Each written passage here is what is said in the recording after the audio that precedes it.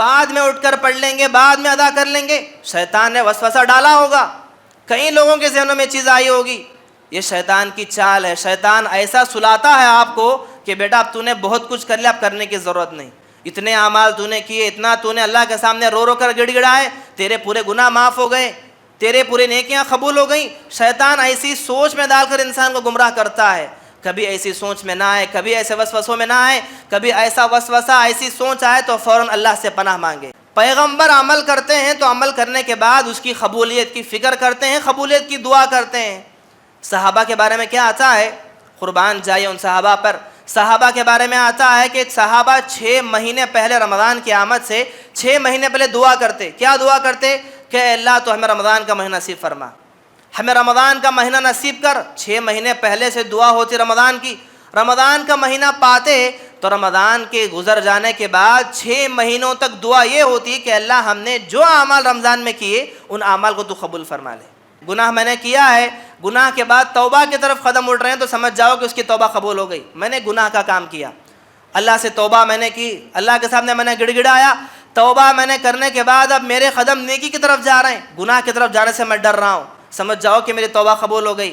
لیکن گناہ کرنے کے بعد دوبارہ میرے قدم گناہ ہی کی طرف جا رہے ہیں، گناہ پر گناہ کرتا جا رہا ہوں، گناہ پر گناہ کرتا جا رہا ہوں، توبہ بھی میں کر رہا ہوں، گناہ کی طرف میرے قدم بھی اٹھ رہے ہیں، تو سمجھ جاؤ کہ تمہاری توبہ قبول نہیں ہوئی ہے. تو نیکی کے بعد نیکی کی جانب آگے بڑھنا یہ قبول نیکی کی علامت ہے.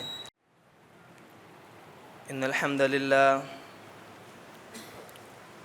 نحمده ونستعینه ونستغفره ونعوذ بالله من شرور انفسنا ومن سیئات اعمالنا من يهده الله فلا مضل له ومن يضلله فلا هادي له وأشهد أن لا إله إلا الله وأشهد أن محمدًا عبده ورسوله أما بعد فإن خير الحديث كتاب الله وخير الهدي هدي محمد صلى الله عليه وسلم وشر الأمور محدثاتها وكل محدثة بدعة وكل بدعة ضلالة وكل ضلالة في النار.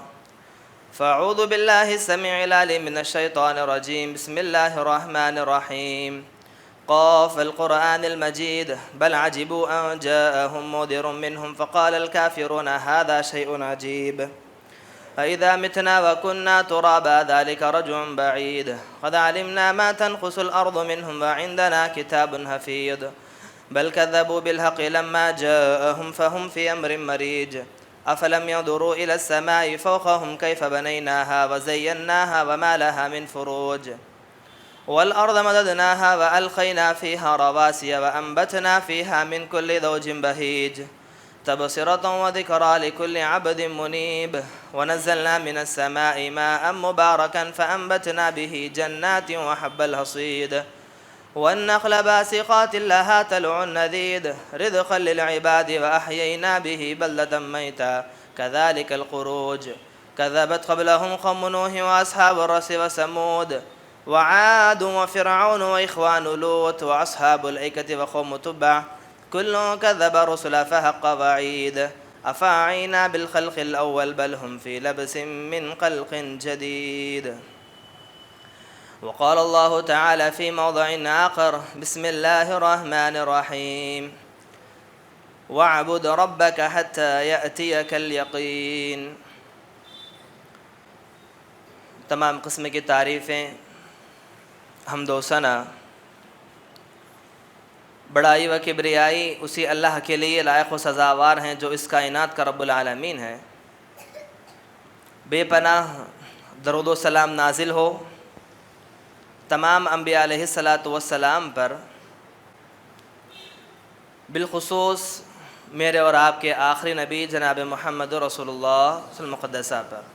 اللہم صلی وسلم بارک علیہ. محترم حاضرین، اللہ کے فضل و کرم سے، اسی کی رحمت سے ہم نے پورا 1 مہینہ رمضان کا گزارا صحت و عافیت کے ساتھ. یہ اللہ تبارک و تعالیٰ کی بڑی دولت، بڑی نعمت تھی. دعا کرتے ہیں اللہ تعالیٰ سے اللہ تعالیٰ ہم تمام کی ان عبادتوں کو قبول فرمائیں اور اس طرح کا مہینہ ہمارے زندگی میں بار بار لائے اور ہمارے اعمال میں اضافہ کرنے کی اور بھی زیادہ ہمیں اور مزہ فرمائیں۔ محترم حاضرین، جیسا کہ ہم نے دیکھا کہ ایک مہینہ مسلسل جہاں پر ایک مسلمان عبادت کرتا رہا، میں بھی آپ بھی تقریباً مسلمانوں نے اس چیز کو نوٹ کیا ہے کہ جیسے رمضان کا چاند نظر آیا تھا، مسجدوں کی رونقیں، مسجدوں کے اندر لوگوں کی بھیڑ، یہ حالت تھی کہ جگہ ملنا کافی نہ ہو، اتنی صفیں بھر بھر کر فجر کی نماز سے لے کر ہر نماز کے اندر مسجدیں بھری پڑی تھی، اور ایک چاند وہ تھا جسے دیکھ کر مسجدیں آباد ہوئی، اور افسوس کے ساتھ کہنا پڑتا ہے کہ ایک اور وہ چاند تھا جسے دیکھ کر مسجدیں پھر سے ویران ہو گئی۔ جس چاند کو دیکھ کر لوگوں نے مسجدوں کو آباد کیا تھا، ایک اور چاند کو دیکھ کر لوگوں نے مسجدوں کو ویران کر دیا ہے۔ یہ مسلمانوں کی صفت نہیں ہے، اور ایسے ویران کرنے والوں کو نہ تو مسلمانوں کی فہرست میں لایا جائے گا، نہ انہیں مسلمان کہا جائے گا۔ جو صرف رمضان کے حد تک مسلمان رہے، جو لوگ سمجھتے تھے کہ نماز صرف رمضان کے حد تک محدود ہے، مسجدیں صرف رمضان کے حد تک محدود ہیں، نیک اعمال صرف رمضان کے حد تک محدود ہیں، جو لوگ ایسا تصور کر رہے تھے، ان لوگوں کا شمار نہ تو مسلمانوں کی لسٹ میں کیا جائے گا، نہ مسلمانوں کے گھرانوں میں۔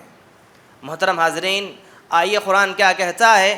قرآن نے کہا اللہ کے نبی کو حکم دیتے ہوئے وَاعْبُدْ رَبَّكَ حَتَّى يَأْتِيَكَ الْيَقِينُ، اے اللہ کے نبی آپ اس وقت تک عبادت کیجئے جب تک کہ آپ کو یقین نہ ہو جائے۔ یقین سے مراد کیا ہے؟ جب تک کہ آپ کی روح قبض نہ ہو جائے اس وقت تک آپ کو عبادت کرنا ہے۔ یہ آپ کی نماز ہو یا آپ کے روزے ہو یا آپ کی دوسری عبادتیں ہو، کسی محدود وقت تک محدود نہیں ہیں، یہ ہمیشہ ہمیشہ کے لیے، جب تک کہ بچہ بالغ ہو جائے۔ جب بچہ بالغ ہو جاتا ہے اس وقت سے لے کر اس کی روح قبض کرنے تک کسی بھی حال میں اس کے اوپر کوئی عبادت اسے چھوٹ نہیں دی جا سکتی۔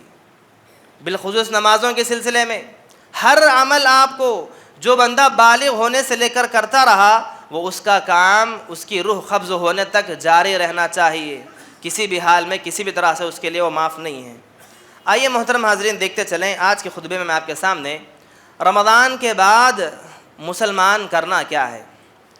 رمضان کے اندر مسلمانوں نے جو عبادتیں کی، اور وہ لوگ بھی جو رمضان کا مہینہ پایا لیکن اس میں کچھ حاصل نہ کر پائے، ان دونوں کے لیے رمضان کے بعد کیا کرنا ہے، اسی کچھ باتوں کو میں آپ کے سامنے کوشش کروں گا۔ دعا کرتا ہوں اللہ تعالیٰ سے اللہ پہلے مجھ کہنے والے کو بھی اور ہم تمام سننے والوں کو بھی عمل کرنے کے توفیق عطا فرمائیں۔ محترم حاضرین، آئیے دیکھتے چلیں۔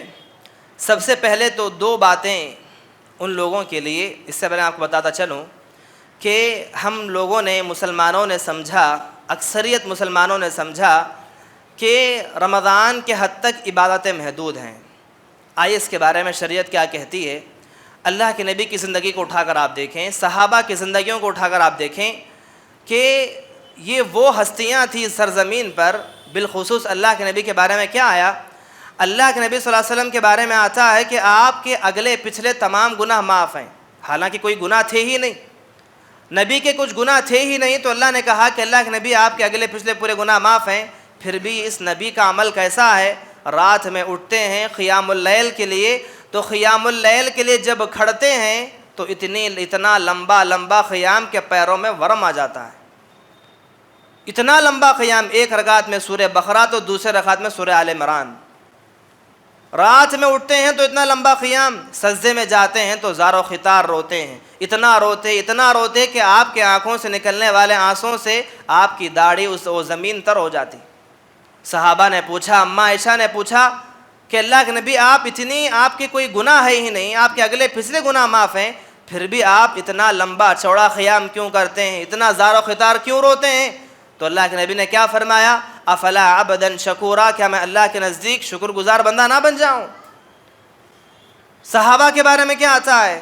وہ صحابہ جنہیں آسمان سے آنے والی وحی بار بار بشارت سناتی رہی، رضی اللہ عنہم ورضوا عنہ، اللہ آپ سے راضی ہوا، آپ اللہ سے راضی ہوئے۔ جنت کی سرٹیفکیٹ دنیا کے اندر کئی بار کئی صحابہ کو لکھ کر دے دی گئی کہ آپ جنتی ہیں. جنت کی سرٹیفکیٹ ملنے کے بعد ہونا کیا چاہیے؟ وہ صحابہ اطمینان سے بیٹھ جاتے. جنت مل گئی, جانے کا داخلہ مل گیا, اب کسی چیز کا ڈر نہیں, خاموش گھروں کے اندر بیٹھ جاتے. قربان جائے اور صحابہ کی زندگیوں کو اٹھا کر آپ دیکھیں, اتنی بار جنت کی بشارتیں لینے کے بعد خاموش نہیں بیٹھتے, بلکہ ان کی عبادتیں اور بڑھ گئی, ان کی جستجو اور بڑھ گئی. ان کی جو کوشش بشارت کے ملنے سے پہلے تھی, وہ کوششیں بشارت ملنے کے بعد اور زیادہ ہو گئی. قربان جائے ابو بکر صدیق رضی اللہ عنہ کے بارے میں کیا آتا ہے؟ یہ وہ ابو بکر ہیں جن کی اللہ کے نبی نے اپنی اقتدا میں, اپنی حیات میں انہیں امام بنایا, اپنی موجودگی میں, اور آپ کی اقتدا میں اللہ کے نبی نے نماز ادا کی. اس ابو بکر کے بارے میں کیا آتا ہے؟ اکیلے میں کیا کوئی سوچ سکتا ہے کہ کیا ابو بکر جنت میں نہیں جائیں گے؟ ونعوذ باللہ. اتنے قریبی ساتھی اللہ کے نبی کے, اتنے قریبی دوست جنہیں اللہ کے نبی نے اپنی حیات میں مصلی پر آگے بڑھایا ہو, اس ابو بکر کے بارے میں آتا ہے رضی اللہ تعالی عنہ اپنی زبان کو پکڑ کر تربیت کر رہے ہیں. عمر بن خطاب نے پوچھا اپنی زبان کو کیوں نوچ رہے ہیں, کیوں قریب کر رہے ہیں, اپنی زبان کو کیوں کھینچ رہے ہیں؟ فرمایا کہ اپنی زبان کو میں تنبیہ کر رہا ہوں, اپنی زبان کو درست کر رہا ہوں. اللہ اکبر. تو محترم حاضرین, یہ وہ صحابہ تھے, یہ وہ اللہ کے نبی کی زندگی تھی جنہیں بشارتیں ملنے کے باوجود, جنہیں بار بار جنتی جنتی کا ٹائٹل ملنے کے باوجود ان لوگوں نے کبھی نمازوں میں کبھی کوتاہی نہیں کی, کبھی یہ نہیں سمجھا کہ ہمیں جنت کی سرٹیفکیٹ مل گئی تو ہم اب کچھ بھی نہیں کر سکتے. نہیں. قربان جائے عثمان ابن عفان کے بارے میں ہم نے گزشتہ جمعہ میں ہم نے کہا, یہ وہ عثمان تھے جنہیں اللہ کے نبی نے یہاں تک کہا کہ اے عثمان, آج کے بعد اگر تم کچھ بھی نیکی نہیں کرو گے, تم نے اتنا کر دیا اسلام کی خاطر, اگر آج کے بعد تم نے کچھ بھی نیکی نہیں کی تب بھی تمہیں جنت میں جانے سے کوئی روک نہیں سکتا. ایسی بشارت ملنے کے بعد عثمان بن عفان کے بارے میں کیا آتا ہے؟ زار و خطار روتے ہیں, لمبا لمبا قیام کرتے ہیں, خبر کے آگے سے گزرتے ہیں تو عذاب خبر سے ڈر کے روتے ہیں, جہنم کا ذکر ہوتا ہے تو بے ہوش ہو کر گر جاتے ہیں. اللہ اکبر. تو محترم حاضرین, ہم کسی کھیت کی مولی کے, ہمیں اس کے صحابہ کی دھول ببر نہیں جم سکتے. ہم لوگوں نے کیا سمجھا, رمضان کا مہینہ کیا گزرا, کئی لوگوں نے یہ سوچ لیا کہ ہم نے رمضان میں بڑی عبادتیں کر لی. جن لوگوں نے 30 روزے مکمل کیے, ان لوگوں کا تو آج ایسا ایٹیٹیوڈ ہے, سمجھا کہ ہم نے پورے سال بھر ہم نے روزے رکھ لیے. جن لوگوں نے تراویح مکمل پڑھ لی, ان لوگوں کا تو تصور یہ ہے کہ اب ہمیں کچھ پڑھنے کی ضرورت ہی نہیں. جن لوگوں نے نفل نمازیں پڑھی, جن لوگوں نے دعائیں مانگی, اب سمجھنے لگے رمضان کے بعد اب کچھ مانگنے کی ضرورت نہیں, کچھ پڑھنے کی ضرورت نہیں, جو بھی پڑھنا تھا پڑھ لیے, بہت کچھ پڑھ لیے. آپ نے جو بھی پڑھا ہے, جو بھی کیا ہے, یہ رائے کے دانے کے برابر بھی نہیں ہے. جتنی کوشش آپ کو کرنی تھی, اس میں جس معیار میں آپ کو کرنا تھا, اس معیار میں ہم کر نہیں پائے. قربان جائے صحابہ کے ان اعمال کو اٹھا کر دیکھیں گے آپ, ان لوگوں کی نمازیں, ان لوگوں کی دعائیں, ان لوگوں کے اعمال ہمارے رتی برابر بھی کام نہیں آتی. بہت ہی ٹوٹی پوٹی انداز میں ہم کر رہے ہیں, اور کرنے کے بعد اگر ہمارا رویہ یہ ہے کہ ہم نے بہت کچھ کر لیا تو سمجھ جاؤ کہ ہمارے اعمال برباد ہیں. آئیے سب سے پہلے دیکھیں, شریعت 2 باتوں کی تعلیم دیتی ہے. پہلی بات کیا ہے؟ بڑے خوش نصیب ہیں وہ لوگ, بڑے ہی بشارت ہے ان لوگوں کے لیے, خوشخبری ہے ان لوگوں کے لیے, خوش نصیبی ہے ان لوگوں کے لیے جن لوگوں نے رمضان کا مہینہ پایا اور اس کی قدر کی, بھرپور عبادتیں کی, تا حد تک جتنی کوشش کر سکتے تھے کوشش کیے, جتنا قیام کرنا تھا قیام کیے, جتنا دعا مانگنی تھی دعا مانگ لی, جتنا گڑ گڑانا تھا اللہ کے سامنے گڑ گڑا لیے. بہت ہی خوش نصیب ہیں ان لوگ. اور ان لوگوں کے لیے سب سے پہلی بات تو کیا ہے, وہ لوگ جنہوں نے رمضان کی قدر کی, ان لوگوں کو چاہیے کہ وہ اعمال جو انہوں نے رمضان کے اندر کیے ان اعمال کی قبولیت کی فکر کریں. ایک مومنانہ کردار ہے یہ. کیسا کردار کہ مومن جب کسی نیکی کو کرتا ہے تو نیکی کرنے کے فوری بعد اس کی قبولیت کی فکر کرتا ہے, اس کے قبول ہونے کو لے کر ڈرتا ہے کہ کہیں اللہ کے نزدیک میرا عمل رد نہ کر دیا جائے, مردود نہ ہو جائے. مومن ڈرتا ہے. قرآن نے کہا والذین یؤتون ما آتوا وقلوبهم وجلة انهم الى ربهم راجعون. یہ اللہ کے وہ بندے ہیں جب اللہ کے راستے میں کچھ دیتے ہیں تو ان کے دلوں کی کیفیت ایسی ہوتی ہے کہ ان کے دل کانپ جاتے ہیں. اما عائشہ نے پوچھا اللہ کے نبی ان کے دل کانپتے کیوں ہیں, یہ ڈرتے کیوں ہیں دیتے ہوئے اللہ کے راستے میں؟ کیا لوگ چور ہیں, کیا لوگ حرام خوری کرنے والے ہیں؟ کیا حرام کا مال کھاتے ہیں؟ یہ لوگ ڈرتے کیوں ہیں؟ اللہ کے نبی نے کہا کہ اے عائشہ ایسی بات نہیں ہے کہ لوگ چور بھی نہیں، حرام کی کمائی نہیں، بلکہ اس لیے ڈرتے ہیں کہ کہیں جو عمل انہوں نے کیا ہے وہ عمل اللہ کے پاس رد نہ کر دیا جائے۔ تو عمل کرنے کے بعد اس کی قبولیت کی فکر کرنا یہ قبولیت عمل کی علامت ہے۔ کوئی بندہ دیکھنا چاہے، کوئی آدمی اپنے آپ کا محاسبہ کرنا چاہے کہ میں نے جو اعمال کیے میرے اعمال اللہ کے پاس قبول ہوئے یا نہیں، ہر ایک کو دیکھنا چاہیے۔ جیسا کہ ہم دیکھتے ہیں کسی بھی معاملے میں، ہم کوئی امتحان لکھ کر آئے، کوئی طالب علم جب کوئی سی امتحان میں جاتا ہے، امتحان لکھنے کے بعد اس کا نتیجہ آنے کے لیے ٹینشن میں رہتا ہے، کیا اس کا رزلٹ پاس میں آئے گا یا فیل ہو کر آئے گا، ایگزام میں کامیاب ہو جاؤں گا کہ ناکام، میں نے جو امتحان لکھا ہے بڑی محنت کے ساتھ پڑھ کر، کیا میرا یہ امتحان کامیاب ہوگا یا نہیں ہوگا، کتنی فکر ہوتی ہے۔ تو یہ فکر بتاتی ہے کہ اس نے محنت کی ہے۔ جس بچے کو، جو طالب علم ہوتا ہے، جسے امتحان کے بعد رزلٹ آنے والے رزلٹ کی فکر ہو، وہ فکر بتاتی ہے کہ وہ بندہ، اس بچے نے بڑی ہی محنت کی ہے۔ جس بچے کو امتحان کے بعد آنے والے نتیجے کی کوئی فکر نہ ہو، رزلٹ کی کوئی ٹینشن نہ ہو، تو اس بات کی دلیل ہے کہ اس نے کسی محنت نہیں کی ہے۔ تو اسی طرح سے جب بندہ نیکی کرنے کے بعد اطمینان سے بیٹھ جائے، نہ اسے قبولیت کی فکر کی کوئی ڈر ہے، نہ اللہ کے پاس وہ عمل رد ہونے کا کسی طرح کا خوف ہے، تو پھر اسے ڈرنا چاہیے کہ کیا وہ عمل اللہ کے پاس قبول ہوا یا نہیں۔ قربان جائیے، قرآن نے کس منظر کو قرآن نے کھینچا، ابراہیم علیہ السلام کے اس منظر کو۔ ابراہیم علیہ السلام اللہ کے حکم سے خانہ کعبہ کی تعمیر کر رہے تھے اپنے فرزند اسماعیل علیہ السلام کو لے کر۔ باپ بیٹے دونوں اللہ کے حکم سے خانہ کعبہ کی تعمیر کر رہے ہیں، اینٹ پر اینٹ جما رہے ہیں، اور زبان پر دعا کیا ہے جانتے ہیں؟ ربنا تقبل منا۔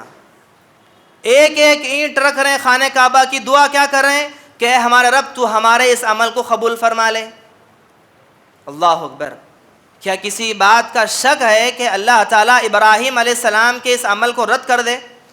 اللہ ہی کے حکم سے اللہ ہی کا گھر بنا رہے ہیں، اللہ ہی کے کہنے پر خانہ کعبہ کی تعمیر کر رہے ہیں، اور ڈر کس بات کا ہے کہ کہیں اللہ کے پاس یہ عمل رد نہ ہو۔ اس لیے باپ بیٹے دونوں کی دعا ہے زبان پر کہ اللہ جو ہم کام کر رہے ہیں، جو نیکی کر رہے ہیں، جو تیرے خانہ کعبہ کی تعمیر کر رہے ہیں، ربنا تقبل منا، تو اللہ اسے تو قبول فرما لے، انک انت السمیع، تو بے شک تو سننے والا ہے، تو جاننے والا ہے۔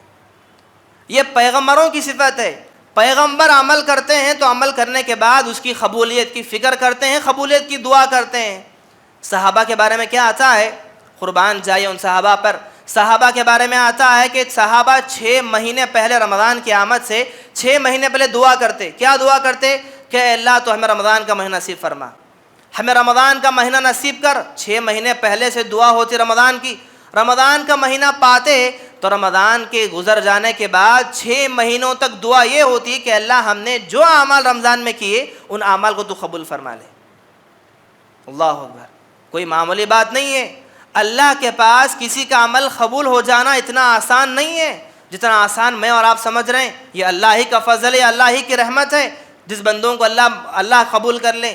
اس لیے بار بار اللہ سے دعائیں کریں، ہر چھوٹی نیکی کرنے کے بعد اللہ سے دعا کریں، اللہ سے دعا کریں کہ اللہ میں نے چھوٹی ہی نیکی کی ہے، تیری رضا کی خاطر میں نے کی ہے، تجھے راضی کرنے کے لیے میں نے کی ہے، اے اللہ تو اس نیکی کو قبول کر لے۔ جب بندہ نیکی کرنے کے بعد اس کی قبولیت کی دعا کرتا ہے، اس کی قبولیت کی فکر کرتا ہے، تو اس بات کی دلیل ہے کہ اس کی نیکی واقعی معنوں میں اللہ کے پاس قبول ہو گئی۔ نیکی کرنے کے بعد اطمینان سے بیٹھ جانا، یہ سوچ کر کہ ہم نے بہت کچھ کر لیا ہے، بہت پہاڑ ہم نے کما لیے، گویا یہ نادانی غفلت کی علامت ہے۔ شیطان غفلت کی نیند سلاتا ہے۔ دیکھیں شیطان کی چال ہے یہ۔ شیطان رمضان کے بعد ایک بہت بڑی چال کیا چلتا ہے جانتے ہیں؟ اکثر فجر کی نماز میں، آج کا دن دوسرا دن تھا، عید کا دن، عید کے بعد کا دن، کئی لوگوں کے ذہنوں میں وسوسہ خیال آیا ہوگا۔ کیسا خیال؟ کہ کل تک روزانہ 30 دن فجر کی نماز ہم نے ساتھ ہی جماعت کے ساتھ پڑھی، آج ایک دن نہیں پڑھیں گے تو کیا ہو جائے گا؟ آج ایک دن نیند بہت زیادہ آ رہی تھی، راتوں میں ہم نے جاگا تھا، تھکان تھی، وہ تھی، یہ تھی، سو گئے ہیں، آج نیند آ رہی ہے، بعد میں اٹھ کر پڑھ لیں گے، بعد میں اٹھ کر پڑھ لیں گے، بعد میں ادا کر لیں گے۔ شیطان نے وسوسہ ڈالا ہوگا، کئی لوگوں کے ذہنوں میں چیز آئی ہوگی۔ یہ شیطان کی چال ہے۔ شیطان ایسا سلاتا ہے آپ کو کہ بیٹا اب تو نے بہت کچھ کر لیا، اب کرنے کی ضرورت نہیں، اتنے اعمال تو نے کیے، اتنا تو نے اللہ کے سامنے رو رو کر گڑ گڑائے، تیرے پورے گناہ معاف ہو گئے، تیرے پورے نیکیاں قبول ہو گئیں۔ شیطان ایسی سوچ میں ڈال کر انسان کو گمراہ کرتا ہے، کبھی ایسی سوچ میں نہ آئے، کبھی ایسے وسوسوں میں نہ آئے، کبھی ایسا وسوسہ ایسی سوچ آئے تو فوراً اللہ سے پناہ مانگے۔ محترم حاضرین، آئیے سب سے پہلی بات تو قبولیت عمل کی فکر تھی، اور دوسری بات ان لوگوں کے لیے جو رمضان کے مہینے کی جنہوں نے قدر کی، جن لوگوں نے رمضان کا مہینے کا صحیح معنوں میں استقبال کیا، پورا مہینہ عبادتیں کی، ان لوگوں کے لیے دوسرا پیغام کیا ہے جانتے ہیں؟ استقامت۔ استقامت کیا ہے؟ نیکی کرنے کے بعد اسی نیکی پر جمے رہنا، یعنی کہ نماز ہم نے پڑھی، ایک چھوٹا سا صدقہ خیرات ہم نے کیا، اس کے کرنے کے بعد رمضان کا مہینہ چلا گیا تو رمضان کے بعد اسی نیکی کو جاری رکھنا، اسے استقامت کہتے ہیں۔ اللہ کے نزدیک اللہ کے نبی نے فرمایا کہ اللہ کے نزدیک سب سے زیادہ پسندیدہ عمل وہ عمل ہے جو عمل ہمیشگی کے ساتھ کیا جائے، استقامت کے ساتھ کیا جائے۔ آج آپ نے 2 رکعت نفل نماز آپ نے ادا کی، 2 رکعت نفل نماز آپ نے ادا کی، 2 رکعت آج آپ نے ادا کی تو کل آپ کو موقع ملا تو کل بھی آپ ادا کریں گے، اور تیسرے دن آپ کو موقع نہیں ملا تو وقت نکال کر ادا کریں گے، اور چوتھا دن آپ کو وقت نہیں ملا، اب روزانہ اس کو معمول آپ نے بنا لیا۔ یہ 2 رکعت آپ کا پڑھنا اللہ کے نزدیک کتنا زیادہ افضل ہے جانتے ہیں؟ اللہ کے نبی فرمایا کہ اگر کوئی بندہ بہت ہی بڑے بڑے نیکیاں کرنا چاہے، بہت ہی پہاڑوں کے برابر اگر کوئی آدمی نیکیاں کرے، نیک اعمال کرے، اللہ کے نزدیک اس سے زیادہ چھوٹے عمل کی زیادہ محبوب ہے۔ جو چھوٹا عمل ہو، ضرور نہیں کہ پہاڑوں کے برابر ہو، پہاڑوں کے برابر ضرورت نہیں، چھوٹے سے چھوٹا ہو لیکن ہمیشگی کے ساتھ ہو، روزانہ ہو، معمول ہو انسان کا، آج بھی کیا تو کل بھی کریں گے، پرسوں بھی کریں گے، روزانہ کریں گے، کبھی ناغہ نہیں کریں گے۔ یہ بلا ناغہ کیے جانے والے اعمال اللہ کو سب سے زیادہ پسند ہے۔ اچانک آپ اٹھ کر ایک دن آپ کو جوش آیا، جوش میں اگر آپ نے پورا رات بھر قیام آپ نے کیا اور پھر آپ دوسرے دن سو گئے، تیسرے دن سو گئے، اس کے بعد سے آپ کبھی قیام اللیل کے نام پر ہی نہیں جا رہے ہیں، یہ اللہ کے نزدیک اتنا زیادہ محبوب نہیں ہے۔ اس سے زیادہ محبوب ہے کہ رات میں اٹھ کر آپ چھوٹی سی 2 رکعت ہی صحیح پڑھ لیں، روزانہ پڑھیں، روزانہ کریں۔ یہ استقامت، جو اعمال ہم رمضان کے مہینے میں کرتے تھے وہ اعمال ہمیں رمضان کے بعد بھی جاری ہونے چاہیے۔ جیسے قرآن کی تلاوت ہماری رمضان کے مہینے میں ہوتی تھی، روزانہ ہم 1 پارہ 2 پارے جتنے حسب استطاعت ہم قرآن کی تلاوت کرتے تھے، کم از کم روزانہ قرآن کو کھولتے تو ہوتے رمضان کے مہینے میں۔ یہ عمل ہمارا ہونا چاہیے کہ رمضان کے بعد بھی ہماری قرآن کی تلاوت جاری ہو۔ ایسا نہیں کہ رمضان کے مہینے میں ہم نے قرآن پڑھ لیا، بند کر کے اٹھا کے جزدان میں رکھ دیا تو پھر اگلے سال رمضان میں قرآن کھلے گی۔ یہ قبولیت عمل کی علامت نہیں ہے، قبولیت عمل کی علامت نہیں ہے۔ آپ کے عمل قبول تبھی ہوں گے جب آپ استقامت کے ساتھ، ہمیشگی کے ساتھ آپ اسے کریں گے۔ جیسا کہ حضرت عبداللہ بن عمر رضی اللہ عنہ کے بارے میں آتا ہے، اللہ کے نبی نے ان سے فرمایا کہ عبداللہ بن عمر دیکھو اس آدمی کو جو آدمی رات میں تہجد پڑھا کرتا تھا، رات میں قیام اللیل کیا کرتا تھا، اچانک کیا ہوا اس نے قیام اللیل چھوڑ دیا، تہجد چھوڑ دی اس نے۔ اس آدمی کی طرح نہ بنو، اس آدمی کی طرح نہ کرو جس نے پہلے عمل کرتا تھا بعد میں اس نے چھوڑ دیا۔ مطلب کیا ہے؟ عمل کی کوئی بھی عمل ہم شروع کرتے ہیں، چھوٹا سا عمل شروع کریں، چھوٹا ہی صحیح شروع کریں۔ اب عادت ہمیں نہیں ہے، اب ہم کرنا کیا چاہیے؟ رمضان کے اندر ہم لمبا قیام کرتے تھے، تراویح ہم 8 رکعت پڑھتے تھے، ضروری نہیں کہ رمضان کے بعد بھی 8 ہی پڑھیں۔ رات کی کسی پہر میں نیند کھل جائے یا اذان سے پہلے، کم از کم اذان صبح کی کب ہوتی ہے؟ 5 بجے فرض کریں اذان ہوتی ہے تو آدھا گھنٹہ پہلے اٹھ جائیں۔ اذان سے رات میں آدھی رات میں اٹھ کر پڑھنے کی بات کوئی پڑھتا تو اچھی بات ہے، اتنا نہیں کر سکتے تو اذان سے آدھا گھنٹہ پہلے اٹھ جائیں۔ 5 بجے اذان ہے، 4:30 بجے اٹھ جائیں، 4:30 سے اٹھ کر آپ وضو بنا کر 2 رکعت صحیح پڑھ لیں۔ آپ یہ آپ کی ہمیشگی ہونی چاہیے، آپ کا شمار تہجد پڑھنے والوں میں ہو جائے گا۔ 4:30 بجے 5 بجے آدھے گھنٹے کی نیند کتنی زیادہ ہوگی؟ آدھے گھنٹے کی بات ہے خالی، 5 بجے اٹھتے ہی ہیں، 4:30 بجے اٹھ جائیں، آدھے گھنٹے میں آپ 2 رکعت پڑھیں، 4 رکعت پڑھیں، 6 پڑھیں، جو دعائیں مانگیں گے آپ دعائیں قبول ہو جائیں گی، اور اس سے بڑی بات تو آپ کا شمار قیام اللیل کرنے والوں میں ہو جائے گا۔ اللہ اکبر۔ محترم حاضرین، آئیے آپ کو جانتے ہیں، اس لیے آپ دیکھیں رمضان کے فوری بعد عمل، جیسے میں نے کہا استقامت کہ جو عمل ہم رمضان کے مہینے میں کرتے تھے وہ عمل رمضان کے بعد بھی جاری ہونا چاہیے. اس لیے شریعت نے کیا حکم دیا؟ رمضان کے 30 روزے ہم نے رکھے مکمل، تو شریعت نے بتانا چاہا کہ صرف روزے رمضان کے حد تک فرض نہیں تھے. جیسے شوال کا چاند نظر آیا تو شریعت نے پھر سے حکم دیا کہ 6 روزے شوال کے رکھو. رمضان کے مہینے میں روزوں کا سلسلہ ختم نہیں ہوا، رمضان کے فوری بعد شوال کے 6 روزے رکھنے چاہیے. اور فضیلت کیا بتائی؟ دیکھیے رمضان کے مہینے کے ایک روزہ، عام طور پر کیا ہے شریعت کی تعلیم، کوئی بندہ ایک نیکی کرتا ہے من جاء بالحسنۃ فلہ عشر امثالھا، اسے ایک کے بدلے میں 10 ملیں گے. گویا ایک بندہ ایک روزہ رکھتا ہے تو 10 روزوں کا ثواب، 30 روزے رکھتا ہے تو 300 روزوں کا ثواب، یعنی کہ 300 دن ہم نے روزے رکھے. اب بچے 6 روزے شوال کے. کوئی بندہ رمضان کے مکمل روزے رکھے اور رمضان کے بعد شوال کے عید کا چاند آنے کے بعد عید کا ایک دن چھوڑ دیں. عید کے بعد کوئی بندہ پورے مہینے کے اندر یا تو سلسلہ وار رکھے، پھر ایک دن کے بعد ایک رکھے، اپنے صحت کے مطابق 6 روزے کوئی مکمل کرتا ہے تو 6 روزوں کا ثواب ہے، 30 روزوں کا ثواب، کل ملا کر پورے سال بھر روزے رکھنے کا ثواب اسے دیا جائے گا. ہجری سال، اسلامی تاریخ کے سال دن اگر گنیں گے 360 کا ایک سال ہوتا ہے، 360 دن کا ایک سال ہجری سال، تو گویا 30 روزے رمضان کے 300 کے برابر اور شوال کے 6 روزے 10 سے لگا لیا جائے تو 60 روزے. گویا 360 دن آپ نے روزوں کا اہتمام کیا. صرف 6 دن کی بات ہے، رمضان میں ہم نے اہتمام کیا، شوال کے روزے رکھیں. شوال ختم ہوا، پھر سے دوسرا مہینہ آیا، آپ کو یہ عادت چھوٹنی نہیں چاہیے. معمول بنائیں ہر پیر کو، ہر جمعرات کو روزہ رکھیں. مہینے میں 2 آدھ نفل روزے رکھنے کا اہتمام کریں، کیونکہ انسان کو عادت ہونی چاہیے. جب عمل کے بعد عمل کے جانب قدم اٹھتے ہیں، دیکھیے قبولیت عمل کی ایک اور علامت کیا ہے جانتے ہیں؟ جب بندہ نیکی کرتا ہے، نیکی کے بعد دوبارہ نیکی کی طرف قدم اٹھے تو سمجھ جاؤ کہ پچھلی نیکی کامیاب ہے.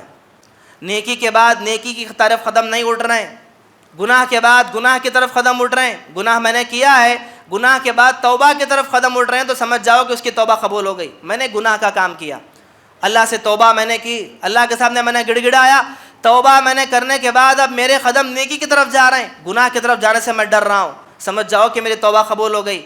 لیکن گناہ کرنے کے بعد دوبارہ میرے قدم گناہ ہی کی طرف جا رہے ہیں، گناہ پر گناہ کرتا جا رہا ہوں، گناہ پر گناہ کرتا جا رہا ہوں، توبہ بھی میں کر رہا ہوں، گناہ کی طرف میرے قدم بھی اٹھ رہے ہیں، تو سمجھ جاؤ کہ تمہاری توبہ قبول نہیں ہوئی ہے.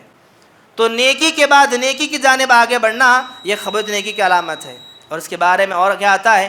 قیام اللیل میں جیسے میں نے کہا، کوئی بندہ اگر، اللہ کے نبی نے فرمایا کہ قیام اللیل لمبا کرنے کی ضرورت نہیں. تہجد میں آپ 15 منٹ پہلے بھی اذان سے پہلے اٹھ گئے، 2 رکعت نماز آپ نے ادا کی، بلکہ اللہ کے نبی نے فرمایا کہ کوئی بندہ تہجد میں اٹھ کر قیام اللیل میں 10 آیتیں تلاوت کریں. 10 آیتیں کیا ہیں؟ سورہ فاتحہ کی 7 آیتیں، 3 آیتوں والی سورت سورہ کوثر ہے، چھوٹی سورت.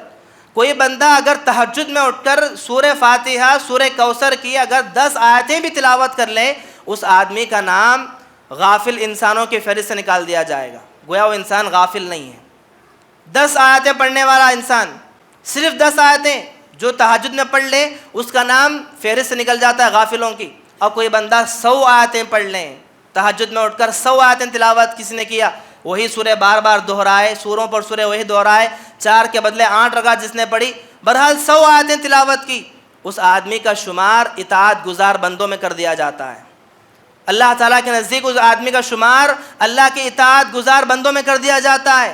اگر کوئی بندہ 1000 آیتیں تلاوت کر لے قیام اللیل میں، تہجد میں اٹھ کر، لمبا وقت آپ کو ملا ہے، نیند آپ کی جاگ گئی، سورتیں پر سورتیں، رکعتوں پر رکعتیں آپ پڑھ رہے ہیں، اگر آپ نے 1000 آیتیں تلاوت کر لی قیام اللیل میں، بلکہ اس آدمی کا شمار ان لوگوں میں کیا جائے گا جو قیامت کے دن لمبے لمبے بڑے بڑے خزانے جن کے حق میں آئیں گے، جو خزانوں کو لوٹنے والے ہوں گے، ان لوگوں کے نام میں اس کا نام شمار کیا جائے گا. اللہ اکبر!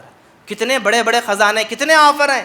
اس لیے شریعت نے تعلیم دی، کوئی لمبا چوڑا کرنے کی ضرورت نہیں، آپ کو تھک جانے کی ضرورت نہیں. جیسا ایک صحابی آ کر کہا، اللہ کے نبی، کچھ لوگ آئے اماں عائشہ کے پاس آ کر پوچھا کہ اللہ کے نبی کا عمل کیا ہے؟ اللہ کے نبی نماز پڑھتے ہیں، رات میں جاگتے ہیں، شادیاں اللہ کے نبی نے کی ہے، روزے آپ رکھتے ہیں، ایک دن کے بعد روزہ رکھتے ہیں. تو ان لوگوں نے اللہ کے نبی کے عمل کو دیکھ کر کہا کہ اب ہم جائیں گے، اب ہمیشہ نمازیں پڑھیں گے، رات میں ہر رات بھر جاگیں گے، ہم جو ہے لمبا لمبا قیام کریں گے، ہمیشہ روزے رکھیں گے، کبھی نہیں چھوڑیں گے، شادیاں نہیں کریں گے، صرف اللہ کی عبادت میں لگ جائیں گے، اپنے آپ کو تھکائیں گے۔ اللہ کے نبی نے بلا کر منع کیا، کہا کہ میں نمازیں پڑھتا بھی ہوں، چھوڑتا بھی ہوں، روزے رکھتا بھی ہوں، چھوڑتا بھی ہوں، شادیاں بھی میں نے کی ہے، رات میں سوتا بھی ہوں، جاگتا بھی ہوں۔ تو انسان کو پوری طرح سے تھکانے کی حکم شریعت نہیں دیتی۔ ایسا نہیں کہ آپ پوری طرح سے تھک جا رہے ہیں، یہ آپ کا تھکنا بھی جائز نہیں ہے۔ آپ رات میں سوئیں، جاگیں، تھوڑی دیر قیام کریں، تھوڑی دیر پھر سو جائیں، ایک دن روزہ رکھیں، 2 دن چھوڑیں، آرام سے آپ کی طبیعت کا خیال کرتے ہوئے شریعت نے بہت باریک باریک چیزیں تک نوٹ کی ہے۔ ایسا نہیں کہ آپ کو اتنی لمبی لمبی باتوں میں لگا کر انسان کی طبیعت کو تھکا دینا یا پھر انسان کو بیمار کر دینا، یہ شریعت کا غرض نہیں ہے۔ تو محترم حاضرین، یہی جو باتیں تھیں، اور اس سے بڑھ کر یہ ہے کہ جو بندے رمضان کے حد تک، جن لوگوں کی خوش نصیبی تھی، جنہوں نے رمضان کا استقبال کیا، اور بڑے بد نصیبی ہیں ان لوگوں کے لیے، بڑی بدقسمتی ہے ان لوگوں کے لیے جن لوگوں نے رمضان کا مہینہ تو پایا لیکن پا کر بھی اس رمضان سے کچھ حاصل نہ کر پائے، بلکہ یوں سمجھیے کہ ملائکہ کے سردار حضرت جبریل علیہ السلام کی بد دعا کے شامل ہو گئے وہ لوگ۔ کیسی بد دعا؟ حضرت جبریل نے بد دعا کی، حدیث ہم بار بار سنتے ہیں، اللہ کے نبی صلی اللہ علیہ وسلم منبر پر چڑھتے رہے، 3 مرتبہ آپ نے آمین کہا۔ آپ سے پوچھا گیا تو کیا تھا؟ 3 لوگوں کے حق میں بد دعا کی گئی۔ سب اس میں سے ایک شخص کون تھا؟ جس نے رمضان کا مہینہ پایا اور پا کر اپنے گناہوں کی بخشش نہ کروا لی۔ جس نے رمضان کا مہینہ پایا، اس نے اپنے گناہوں کی بخشش نہ کروا لی، روزے اس نے نہیں رکھے، اس آدمی کے لیے اوپر اللہ کی لعنتیں ہو، اللہ کی لعنتیں ہو، مردود ہے وہ شخص۔ تو جن لوگوں نے رمضان کا مہینہ پا کر بھی اپنے گناہوں کی بخشش نہ کروائی ہو، بڑی بدقسمتی ہے ان لوگوں کے لیے۔ لیکن ایسا نہیں کہ رمضان کا مہینے کے حد تک صرف دروازے کھلے تھے توبہ کے، نہیں، چاند دکھنے سے توبہ کے دروازے بند نہیں کیے جاتے، یہ توبہ کا دروازہ ابھی بھی کھلا ہے۔ جن لوگوں نے رمضان کے مہینے میں توبہ نہیں کی، جن لوگوں نے رمضان کے مہینے میں رو رو کر اللہ کے سامنے نہیں گڑ گڑائے، انہیں ابھی بھی موقع ہے، ان کے موت کے فرشتے نظر آنے سے پہلے اللہ کے سامنے گڑ گڑائیں، توبہ کر لیں، سورج مغرب سے نکلنے سے پہلے، قیامت کی بڑی نشانی نکلنے سے پہلے اللہ کے سامنے گڑ گڑائیں، روئیں، معافی مانگیں اور اپنے آپ کو پاک کریں۔ دعا کرتے ہیں اللہ تعالیٰ سے، اللہ تعالیٰ ہم تمام کو استقامت عطا فرمائیں۔ جو استقامت ہم رمضان کے مہینے میں جمع ہو کر عبادتیں کرتے تھے، وہی عبادتیں رمضان کے بعد بھی جاری رکھنے کی توفیق عطا فرمائیں، اور ہم نے جو اعمال رمضان کے مہینے میں کیے ہیں، ہر چھوٹی ہر بڑی ہر نیکی کو اللہ ہمارے قبول فرمائیں۔ جس طرح ہم نے کرنے تھے جو اعمال ویسے نہیں کیے، اللہ ہمیں معاف فرمائیں، اور جو گناہ ہم نے کیے تھے، جن گناہوں کی توبہ ہم نے مانگی تھی، اللہ ہم تمام کے توبہ کو قبول فرمائیں، اور جہاں جہاں پر مسلمان پریشان حال ہیں، ہر مسلمانوں کی اللہ حفاظت فرمائیں۔ جہانوں میں جہاں پر بیمار ہیں، اللہ تمام بیماروں کو اللہ شفاء کاملہ عاجلہ عطا فرمائیں۔ جو لوگ قرض میں ڈوبے ہوئے ہیں، اللہ تعالیٰ تمام کے قرضوں کو غیب سے اللہ پورا فرمائے۔ جو لوگ بے اولاد ہیں، جنہیں اولاد نہیں ہے، اللہ انہیں نیک اور صالح اولاد عطا فرمائے۔ آمین رب العالمین۔ السلام علیکم ورحمۃ اللہ وبرکاتہ۔